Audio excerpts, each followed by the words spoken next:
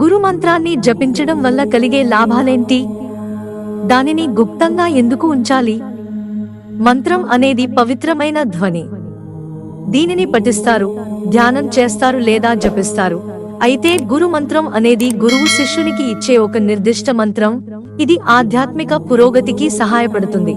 గురు మంత్రం ఒక శక్తివంతమైన శక్తికి మూలం. మీరు గురువు నుంచి మంత్రం తీసుకోబోతున్నట్టయితే దానిని రహస్యంగా ఉంచాలి. శిష్యుడు గురువు ఇచ్చిన మంత్రాన్ని రహస్యంగా ఉంచాలి. ఎందుకంటే గురువు తన సంకల్ప శక్తిని మంత్రంలో ఉంచుతాడు. దీనివల్ల మంత్రం మేల్కొంటుంది. దీనిని జపించడం ద్వారా సాధకుడు ఆధ్యాత్మిక యాత్రలో ముందుకు సాగడానికి సహాయపడుతుంది. గురు మంత్రాన్ని బయటకు చెబితే దాని శక్తి తగ్గుతుంది. అలాగే ఇంకెవరైనా ఆ మంత్రాన్ని దుర్వినియోగం చేసే అవకాశం ఉంది.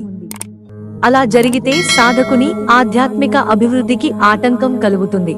మంత్రం రహస్యంగా ఉంచకపోతే అది ప్రతికూల శక్తుల లేదా వ్యక్తుల చేతుల్లోకి వెళ్ళవచ్చు. గురు మంత్రం సాధకుని వ్యక్తిగత ఆధ్యాత్మిక అభివృద్ధి కోసం. ఇది రహస్యంగా ఉంచడం వల్ల సాధకుడు తన సాధనపై దృష్టి పెట్టడానికి సహాయపడుతుంది. గురువు ఇచ్చిన మంత్రాన్ని జపించడానికి సాధకుడు ఒక సమయం నిర్దేశించుకోవాలి.